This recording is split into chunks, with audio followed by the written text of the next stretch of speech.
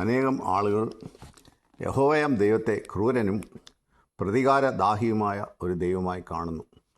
ക്രിസ്ത്യാനികൾക്കിടയിൽ പോലും ഇങ്ങനെ ചിന്തിക്കുന്നവർ ഏറെയുണ്ട്. എന്നാൽ എന്താണ് സത്യം? പുതിയ നിയമത്തിലെ യേശു വ്യത്യസ്ത സ്വഭാവമുള്ള ദൈവമാണെന്ന് അവർ കരുതുന്നു. എന്നാൽ കാരുണ്യവാനായ ദൈവത്തെ ഭീകരരൂപിയായി ചിത്രീകരിക്കാൻ ഇവർ ശ്രമിക്കുന്നു. യഹോവയായ ദൈവത്തിൽ നിന്നും വ്യത്യസ്തനാണ് പുതിയ നിയമത്തിലെ ദൈവം എന്നിവർ കരുതുന്നു. ഇത് യഥാർത്ഥമല്ല. ഭക്തനായ ദാവീദ് രാജാവ് 103-ാം സങ്കീർത്തനത്തിൽ യഹോവ കരുണയും കൃപയും നിറഞ്ഞവനാകുന്നു, ദീർഘക്ഷമയും മഹാദയും ഉള്ളവൻ തന്നെ. അവൻ എല്ലായ്പ്പോഴും ഭത്സിക്കുകയില്ല, എന്നേക്കും കോപം സംഗ്രഹിക്കുകയുമില്ല. അവൻ നമ്മുടെ പാപങ്ങൾക്ക് ഒത്തവണ്ണം നമ്മോട് ചെയ്യുന്നില്ല, നമ്മുടെ അകൃത്യങ്ങൾക്ക് തക്കവണ്ണം നമ്മോട് പകരം ചെയ്യുന്നതുമില്ല എന്ന് പറഞ്ഞിരിക്കുന്നു. വീണ്ടും മറ്റൊരു സങ്കീർത്തനത്തിൽ കർത്താവെ, നല്ലവനും ക്ഷമിക്കുന്നവനും നിന്നോട് അപേക്ഷിക്കുന്നവരൊക്കെയും മഹാദയാലുവും ആകുന്നു. സങ്കീർത്തനം 86-5 എന്ന ഭക്തൻ ദൈവത്തിൻ്റെ കരുണയെ വർണ്ണിക്കുന്നു. യാഗത്തിലല്ല, ദയയിലും ഹോമയാഗങ്ങളെക്കാൾ ദൈവപരിജ്ഞാനത്തിൽ ഞാൻ പ്രസാദിക്കുന്നു എന്ന് പറഞ്ഞ ദൈവം ഹോശേയ 6:6 നിശ്ചയമായും കരുണയും മനസ്സറിവും ഉള്ള ദൈവം തന്നെയാകുന്നു. ഇതുപോലെയുള്ള നിരവധി വേദവാക്യങ്ങൾ ദൈവത്തിൻ്റെ യഥാർത്ഥ പ്രകൃതവും അവൻ്റെ കരുണയും നന്മയും എല്ലാം വെളിപ്പെടുത്തുന്നതായിട്ടുണ്ട്. ബൈബിളിൻ്റെ ആരംഭം മുതൽ അവസാനം വരെ ഇപ്രകാരം ദൈവത്തിൻ്റെ നന്മയും കരുണയും പ്രതിഫലിക്കുന്ന അനേകം തിരുവെഴുത്തുകൾ കാണുവാൻ സാധിക്കും. യെശയ്യാവിൻ്റെ പുസ്തകം ദൈവപ്രകാരം പറയുന്നു, സകല ഭൂവാസികളുമുള്ളവരെ എങ്കിലേക്ക് തിരിഞ്ഞ് രക്ഷപ്പെടുവിൻ, ഞാനല്ലാതെ വേറൊരു ദൈവമില്ലല്ലോ. യെശയ്യാവ് 45:22. ലോകത്തിലെ എല്ലാ ആളുകൾക്കുമുള്ള ഒരു ക്ഷണമാണിത്. ആരെയും ഒഴിവാക്കിയിട്ടില്ല. ഇങ്ങനെ മനുഷ്യവർഗത്തെ ഒന്നുകൂടെ തന്നിലേക്ക് ആഹ്വാനം ചെയ്യുന്ന രക്ഷകരോ ദേവന്മാരോ ഇല്ല. തൻ്റെ ഏകജാതനായ പുത്രനിൽ വിശ്വസിക്കുന്ന ഏവനും നശിച്ചു പോകാതെ നിത്യജീവൻ പ്രാപിക്കേണ്ടതിന് ദൈവം അവനെ നൽകുവാൻ തക്കവണ്ണം ലോകത്തെ സ്നേഹിച്ചുവെന്ന് വിശുദ്ധ യോഹന്നാൻ 3:16 പറയുന്നു.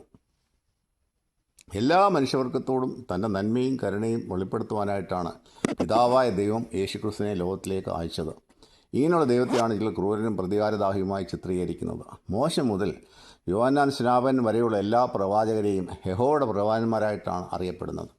പ്രവാചകന്മാരെ ഒന്നൊന്നായി അയച്ചതിന് ശേഷം ഒടുവിലായി ദൈവം മശിഹായെ ലോകത്തിലേക്ക് അയച്ചു. മശിഹ വന്നപ്പോൾ താൻ വന്നിരിക്കുന്നത് മുൻപ് പ്രവാചകന്മാർ പറഞ്ഞതെല്ലാം നിറവേറ്റുവാനായിട്ടാണ് എന്ന് പറഞ്ഞു. തൻ്റെ ദൗത്യത്തിനിടയിൽ പ്രവാചകന്മാർ മുൻകാലങ്ങളിൽ പറഞ്ഞതെല്ലാം നിറവേറ്റുവാനായിട്ടാണ് താൻ അയക്കപ്പെട്ടതെന്ന് സ്ഥിരീകരിപ്പാൻ കർത്താവായ യേശു എപ്പോഴും മുൻ പ്രവാചകന്മാരുടെ വാക്കുകൾ ഉദ്ധരിച്ചുകൊണ്ടിരുന്നു. എളിയവരോട് സദ്വർത്തമാനം ഘോഷിപ്പാൻ യഹോവ എന്നെ അഭിഷേകം ചെയ്തിരിക്കാൻ യഹോവയായ കർത്താവിൻ്റെ ആത്മാവ് എൻ്റെ മേലിരിക്കുന്നു. ഹൃദയം തകർന്നവരെ മുറിവ് കെട്ടാനും തടവുകാർക്ക് വിടുതലും ഭക്തന്മാർക്ക് സ്വാതന്ത്ര്യം അറിയിപ്പാനും എന്നെ അയച്ചിരിക്കുന്നു എന്ന യെശയ്യാ പ്രവാചകൻ്റെ വചനം ഉദ്ധരിച്ചുകൊണ്ടാണ് യേശു തൻ്റെ പ്രവൃത്തികൾ ആരംഭിച്ചത്. യെശയ്യാവ് 61:1-4 വരെ. യെശയ്യാവ് 53-ാം അധ്യായത്തിൽ പറയുന്ന ഓരോ വാക്കുകളും കർത്താവായ യേശുക്രിസ്തുവിൻ്റെ ക്രൂശമരണത്തെ സംബന്ധിച്ചുള്ളതാണ്. പഴയ നിയമം പഠിക്കാതെ പുതിയ നിയമം ഗ്രഹിക്കുവാൻ സാധ്യമല്ല.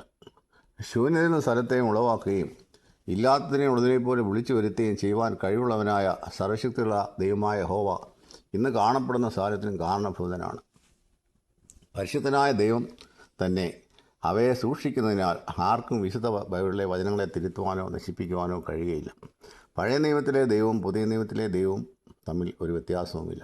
പുതിയ നിയമവും പഴയ നിയമവും ഒരേ ദൈവം തന്നെയാണ് നൽകിയിരിക്കുന്നത്. എന്നാൽ ഇപ്പോൾ ദൈവത്തിൻ്റെ മനുഷ്യപ്രീതിയും സ്നേഹവും ഉദിച്ചതായ സമയമാണെന്ന് വിശുദ്ധ വേദപുസ്തകം വെളിപ്പെടുത്തുന്നു. സകല മനുഷ്യർക്കും രക്ഷാകരമായ ദൈവകൃപ ഉദിച്ചുവല്ലോ എന്ന് ഇതേക്കുറിച്ച് വിശുദ്ധ വേദപുസ്തകം പറയുന്നു. ടൈറ്റസ് 2:11.